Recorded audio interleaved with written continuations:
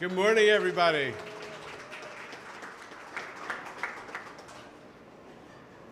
Thank you for joining us. I'm Jano Lieber, the MTA Chair and CEO, and I'm here with Construction and Development President Jamie Torres-Springer and a host of worthies from the telephone and communications industry. So thank you all for being here. I'm going to be followed by some great folks, and they're going to introduce themselves individually, but literally every cell network operator in New York is here, but most of all, Julie Samuels, who represents the industry in her capacity as the head of Tech NYC. She's kind of legendary in case you don't know it. Today we're celebrating bringing the 42nd Street Times Square Grand Central Shuttle into the 21st century with 5G wireless connectivity. There have been some portions of the subway system that have been cell connected. When we did the L train tunnel underneath the East River and a couple of the other tunnels, we added that connectivity. But until now, there's never been a whole line that is fully connected, and that is what is happening with the Times Square to Grand Central shuttle. It's the first line to be fully connected. This is a major step forward in modernizing our transit system, whether it's checking email, answering a phone call. People want to be able to do work on the mass transit system. It's one of the advantages of not driving, after all, is that you can actually get your work done. And we also have to recognize there are a lot of people who want to play Candy Crush or continue their domestic arguments, and we have to accommodate them as well. We've all been on the buses and listened to people talk about all those kinds of things. But whatever it is, cell connectivity is part of having a truly 21st century system, and we're going to be supporting the 12 million people a year who use the shuttle to make the most of their trips. Also super important, the network is designed to provide full, seamless connectivity for first responders, and everybody wants to know that the folks who have to do emergency response are able to be connected in the system, and that is one of the major benefits as well. Now, we couldn't do it without our partners. I alluded to them at the outset, and they're here with us today. Christos Karmis, the CEO of Bolden Networks. Bolden are the guys who are putting in all that cell connectivity. And we thank you, and as I said to every one of your folks, every time we go do work in a tunnel, we want you to get in there with us and lay some cable, so we're adding and adding and adding connectivity every time we do work in a tunnel. That's our deal with Bolden. We've also got John Reck, the New York City director of Verizon. Thank you for being here. John Emra, the Atlantic Region President of AT&T. AT&T and Verizon standing together.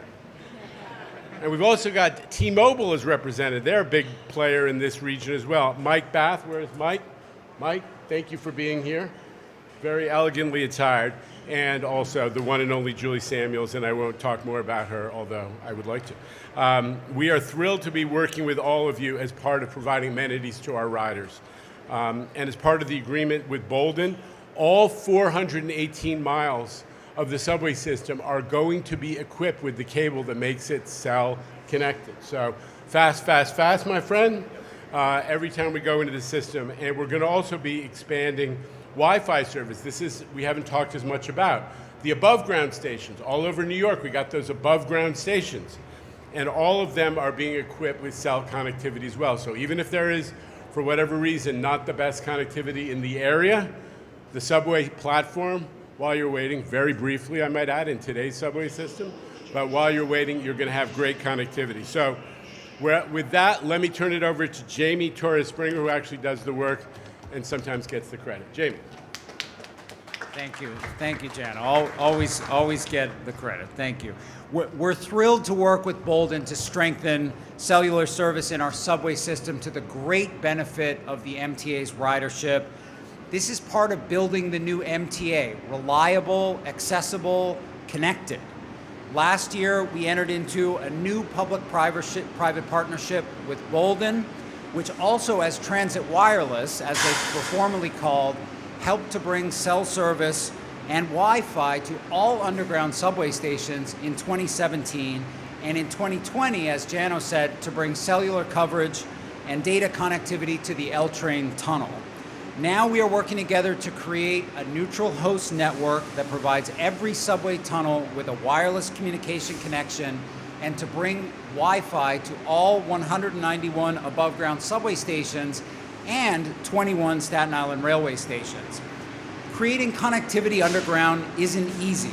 We look around at cell antennas these days and imagine connectivity is effortless, but underground, it takes a huge amount of cable and infrastructure to get that signal out of the tunnels. This partnership brings us the expertise that makes that possible. In the last few months, we've completed major investments in subway modernization with great success, on time and on budget, I might add, and Bolden and cell service has been a big part of that. Today, we're celebrating connectivity for those 12 million annual riders of the shuttle from Grand Central to Times Square. Yesterday, we celebrated the return of the G-Train service following a series of 24/7 outages this summer to upgrade signals along the entire line. At the same time, we took the opportunity to install the network of equipment that will support future cellular service all the way along the G line. This is how we're accelerating the build-out of this infrastructure. And this is us just getting started in our partnership with Bolden. Today, we're announcing several more projects in the pipeline through Bolden and MTA's collaboration. First of all, Joralemon Tube, which connects Bowling Green and Borough Hall under the East River, is currently under construction with an estimated completion in the middle of next year. And will be expanding wireless connectivity for 5 miles north of Grand Central along the Lexington line, the 4, 5, and 6, reaching as far as 161st Street. That's something like 1 million daily riders that will have that connectivity. Design is underway on that project and will be breaking ground in the middle of next year. All of this work requires close coordination and partnership. We at the MTA need to get the vital state of good repair work done. Bolden needs to coordinate and piggyback on our work to install their infrastructure while we do so, making an anticipated $600 million investment in our system. And then our partners at the carriers, who we're so glad are standing here with us today, need to sign up and activate their networks so that we have coverage throughout those tunnels. Today's event is a great example of all levels of that partnership coming together. One will need to replicate all across the system in the months and years to come. And of course, I want to note we're making similar improvements for our customers on the commuter railroads. Through a similar public-private partnership with Boingo, the MTA brought cellular service to Atlantic Terminal in 2021 and to its tunnels out to Jamaica in 2023, Jamaica Station in 2022, and of course Grand Central Madison and its tunnels last year in 2023 when we finally opened that project. And we will have the new Long Island Railroad concourse at Penn Station fully lit up by the end of this year. We're joined now, as Jano said, by an expert stakeholder who is a tireless promoter of bringing technology to every aspect of life in New York City and using it to grow the city and service its residents. Julie Samuels, the president and CEO of Tech NYC.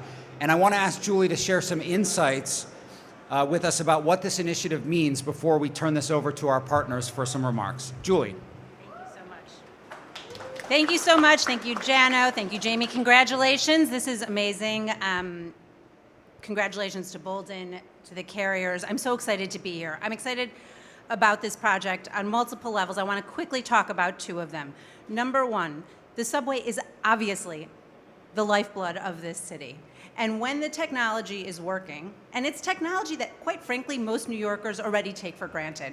Phone connectivity is a perfect example. When these things work seamlessly, it makes everyone feel better about New York. We've seen that too with the Omni cards. You swipe in, you stay online, you get on the train. We all know and understand how hard that is. And that is why I congratulate MTA and today's partners so much. But regular New Yorkers expect it. And the good news is that the MTA, the city, the state, we are meeting that demand. And it's just incredibly exciting. The tech sector, which is not just helping build these technologies, but is also the largest growing piece of our economy, hiring the most people in the city, loves the subway. If you come to my board meeting, if you have meetings with CEOs and investors in tech, they don't show up in black cars. They show up on the subway. It is inherently part of our culture. And when the subway is working, and when you are able to work on the subway, or play Candy Crush, maybe. Is that what they play these days, Jano? I don't know. I see it all around. You know, then that's when we're firing on all cylinders. And we have to ensure that the next generation of business leaders is going to live here, is going to build their business here, they're going to raise their families here. And when the subway is working, and when you can be online underground, when you can swipe in easily on your phone, when these things just work, that's when people believe in New York. So I think this announcement is incredibly meaningful. I think it's awesome, and I hope you all jump on the S after and talk on the phone the whole way, which I'm going to do. And I'm just grateful to be here today with all of you. So thank you so much. Thank you for your work. This is really exciting for the city and the state.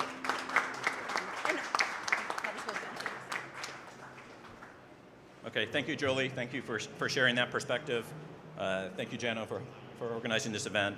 And especially thank you to Jamie for now being on record saying what we're doing is actually complicated and hard work. I appreciate that as well. But thank you for all of you for coming today. Special thank you to our carrier partners who are also here and behind us from AT&T, T-Mobile, and Verizon. They're obviously also a critical part of our success here. And a big thank you to our Bolden Networks team as well, everyone that's here. And probably a big thank you to everybody that's not here because they're back in the office and in the field working hard to make stuff happen.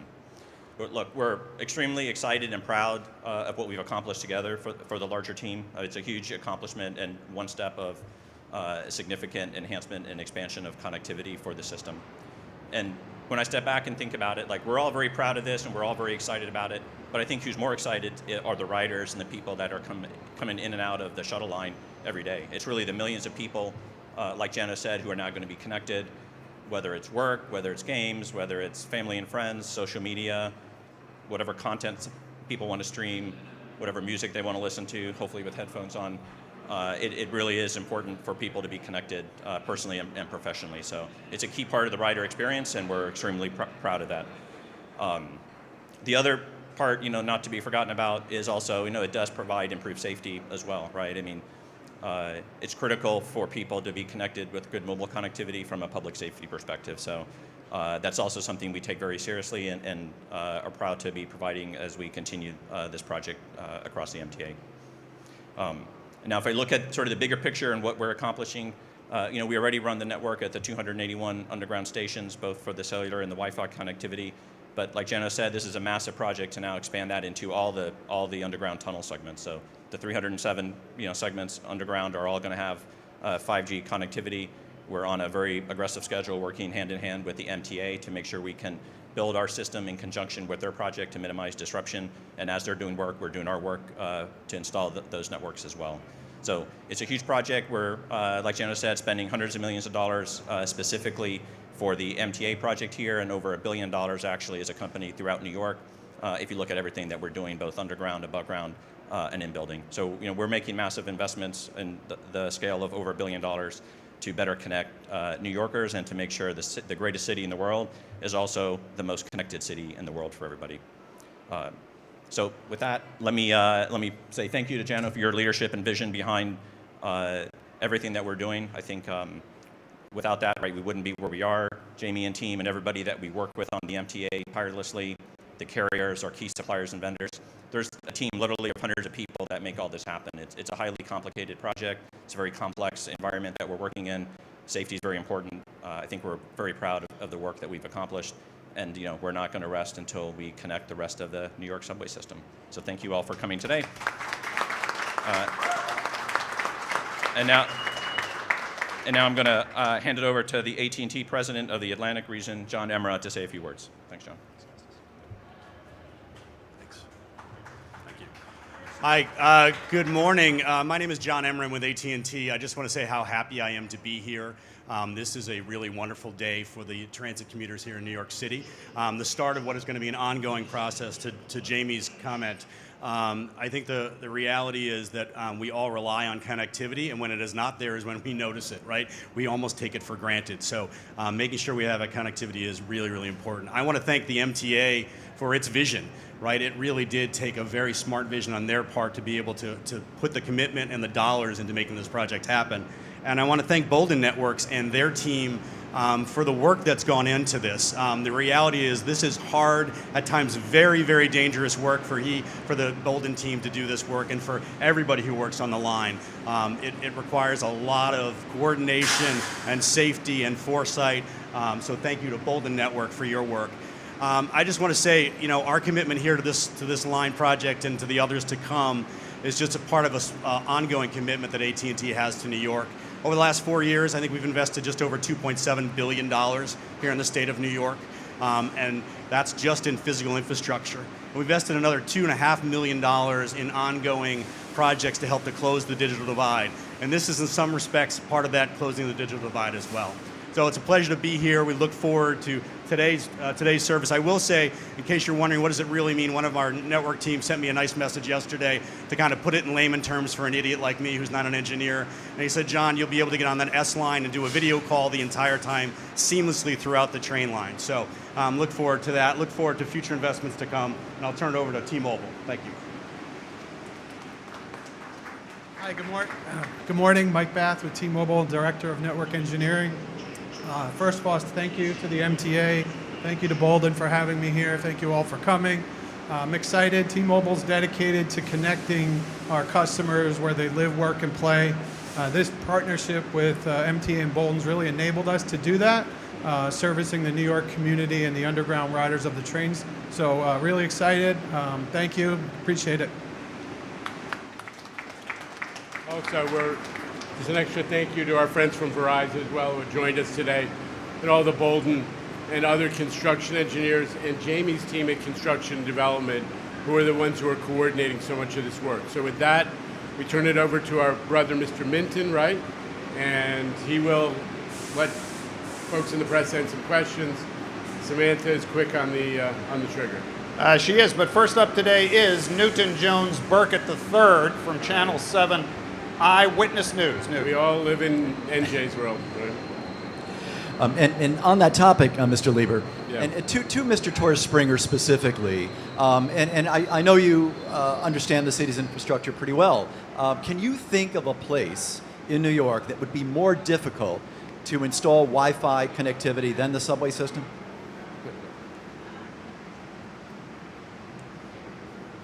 I cannot think of that place. I mean, this is, you know, I appreciate the question, you know, and really, I go back, you know, yesterday we reopened the G train. You know, over the summer, we, the MTA, we said we've got a signal system from the FDR administration.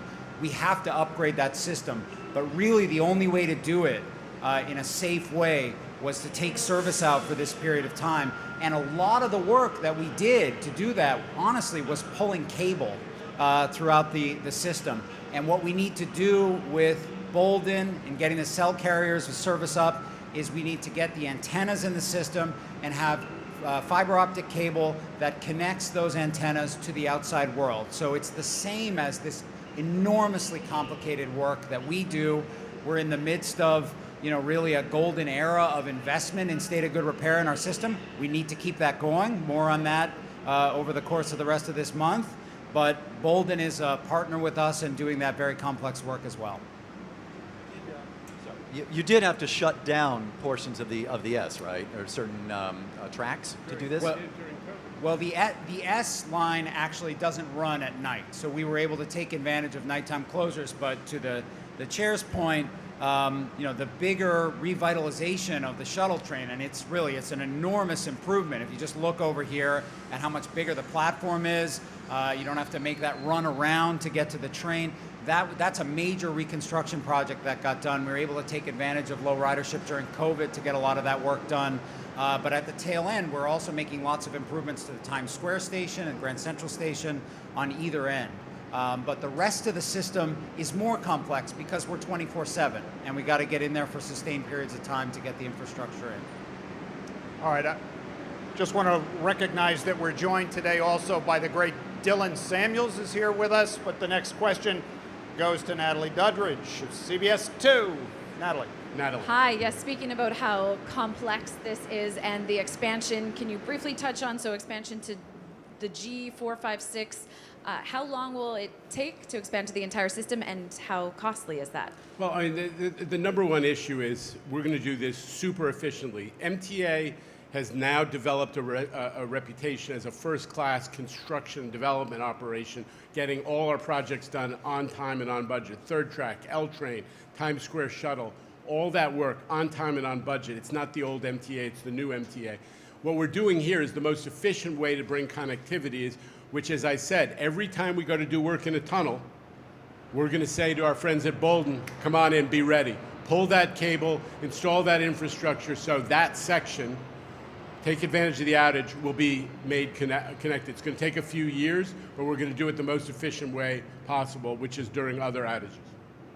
Briefly, now that people can talk on their phones, should they speak very loudly under the tunnel, and should they play music very loudly? Natalie, you're a hardcore subway rider. I know you know what our Courtesy Counts campaign is telling people, which is don't be that guy.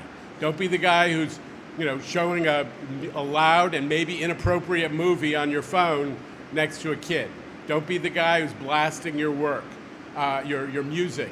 To people who might want to do their reading or work. Be respectful. This is a shared public space. New York is all about sharing public space, and that's basic respect. We've been talking about that a lot. All right, we're going to share the questioning with Evan Simko Bednarski of the New York Daily News. He was late. Does he get to ask a question? He was late. I was late, and I tried to... I think Samantha Liebman was here on time. I tried to stream the presser on my way here, and it was freezing. There you go. All right. So, stations throughout the system have had free Wi-Fi for some time. The Wi-Fi is free. 5G is not. Are we going to get to a point where the free Wi-Fi phases out, or is there a commitment to keeping that online? Honestly, Evan, we have no plan to phase out the free Wi-Fi, and the reason I can say that with certainty is that the issue's never come up before. We have a really successful operation. People know when they're killing a couple minutes on a platform or in a station, and subway service is the best it's been in a decade or more, that they'll be able to use their phones. We're not going to change that. And just very quickly, who is responsible going forward for the maintenance of this network? Is that MTA or is that... Yeah, it's always shared within our system, but Bolden is responsible for designing, constructing, and operating this system for us. All right, let's move on to the future updates. Our friend reminds me. The aforementioned Samantha Liebman of New York 1. I was sticking up for you, right? I was. Thank you. I appreciate that. Natalie asked most of my questions, but the one that didn't get answered was how much this is all going to cost and what capital program is this from? Well, good news there, which is that this is a public-private partnership, and the capital investment is being made by our private partner. We had an estimate when we finalized our deal on this that they would be investing $600 million in it. And there's a $1 billion total estimated benefit for the riders of the New York City transit system. But there is no cost to the MTA. There is no public money, and we're excited about that. It's a great way to make improvements in the system. All right, we've got a few off-topic questions, but it's an opportunity for the rest of you, if you choose, to excuse yourself. Never know what those are going to be, and Jana will stay, along with Jamie.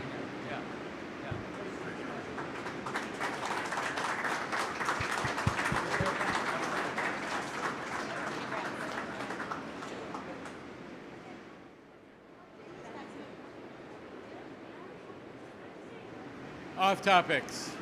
All right. Thanks, everybody else. First off-topic question, we'll go back to Samantha Liebman. Thank you. So can you confirm that Chief Kemper is coming to the MTA in Pat Warren's capacity? Okay, yes. Chief Kemper is retiring from the NYPD. He put in his papers last week. He applied for a job at the MTA. We got into discussions, and he is going to be the chief security officer. We're actually cutting the old Pat Warren job in half because it is such, we want somebody who's just going to focus on security for passengers and the public, because that's become such a big issue. There's also safety, operational safety, construction safety, which is going to be handled by another team. But Chief Kemper is coming over in his in next phase of his career. And listen, this is the guy who brought us a 10% plus reduction in crime versus pre-COVID after a period when we were all concerned about it. He's passionate about subway safety and transit safety. He's the right man for the job. We're thrilled he's coming over. All right, Newt, did you have anything? You're done? That was your question. Let's go to Michelle Kasky of Bloomberg, everybody. So to follow up with that, when you're saying the position is getting like cut in two, who do you have for the other portion of the job? Carl Heyman, who's been the acting chief of safety and security, who is Pat Warren's deputy, will continue to play the role on the safety side for the time being. Okay, interesting. And I wanted to ask about the next capital plan. Can you describe to me what the process is like, how it's like for the MTA creating this next multi-year capital plan when there's a big question mark in terms of a big part of the financing for the next capital plan? Well, thank you for the question, Michelle. We're now at the point where we're statutorily obligated to propose a new capital plan to the MTA board first, and then to send it up to the Capital Program Review Board in Albany by October 1st. So we have to propose it. What we're putting together is based on that 20-year needs assessment that you saw about a year ago. What that showed is we need to continue to make major investments in key areas, but it also showed that there's a huge deficit of investment in some areas which could pose a risk to the system. We need to buy a ton more subway cars. All those cars that were bought in the early 80s when Dick Ravitch started the capital program are now beyond their useful life. We need to fix the power systems. Power's never been invested in by my predecessors, and every time the power goes wrong, it knocks out 30 to 50 trains. You saw what happened in New Jersey the last 6 months. We don't want that here. We got to invest in the power systems. And probably most concerning, the structure, the basic structure of concrete and steel, underground tunnels, and also the above grade elevated structures need a ton of investment. You subject concrete and steel to water and chemicals and salt for 100 years, and you don't invest in them, you're taking risk, and we're not going to do that. MTA needs, but what is MTA going to get? The reality is, what is MTA going to get? Michelle, I'm incredibly optimistic. You've been following this closely. The governor said not only is she going to fund the $15 billion that was previously going to come from congestion pricing, whether it's from congestion pricing or some other source, but she also said she's going to fully fund the next MTA capital program. And that is hugely important, because you don't want to be in the situation where those two capital programs are competing. The $15 billion is competing with the new money. She said she's funding them both. I've said it again and again. We take her at her word. She has been a strong pro-transit governor.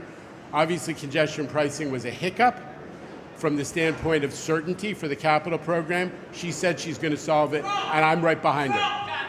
Thank you. Thank you for your thoughtful comment. Yeah. All right, next question goes to Ramsey Khalifa, who's here from WNYC Gotham. As Ramsey. How's it going, No longer a newbie. Sorry? No longer a newbie. No longer a newbie. I just got a couple questions about bus fare enforcement. Can you kind of outline last week which routes are being targeted, how often they're being targeted? I'm also curious to know if you have any data that can share, or you can share about how many tickets have been issued so far. We'll have to come back to you with the exact numbers on the summonses issued. But what we did a lot of different things, and it is showing results, Ramsey. Number one, we had 49 routes that we did fare evasion enforcement on as this first phase to start a new era. We've been doing it for a while around bus hubs, but this was a new era. What happened? We had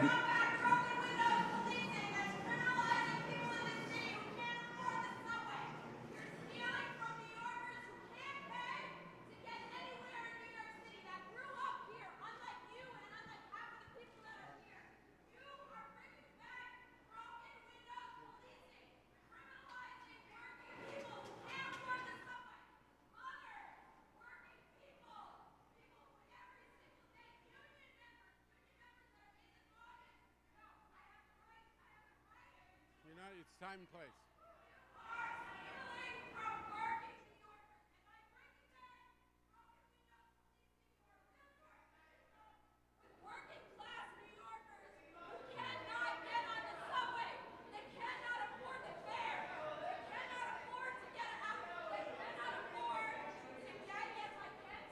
Okay. So apparently not a Ramsey Khalifa fan, but you've got the microphone, sir. So go ahead. Okay, so, but in answer to the question is we had 49 routes. We actually overall on all those routes 8% more paid fares for the balance of the week. And with respect to those specific stops where we did this work, 15% more fares collected. So it did have an impact. And let me just say that we heard an unplanned comment from a member of the public. This MTA is passionate about transit. Is one of the very few things that makes New York affordable. It is 1/7 the cost of opening an automobile. And I'll be goddamned if I let this system go down because nobody wants to pay, because people just figure, I don't want to be the sucker who doesn't pay because I saw 5 people walk in the gate in front of me. And the system won't be able to pay for itself, and we won't have service, and all those poor people who depend on the system, the one thing that makes the New York affordable is going to be destroyed. So when I say, okay, so when I hear from people of limited means that they want the system to work and that they resent people who decide not to pay for it, I'm listening to them, not people who just randomly shout at us in the middle of press conference. I'm listening to my riders who are begging us to create fairness so they don't feel like suckers. The poor people all over New York who say it's not right that everybody else steals a subway ride and I have to pay and I'm teaching my children to play by the rules. Those are the people I'm listening to, not to random shouters at public events. Thanks, everybody. Thanks very much.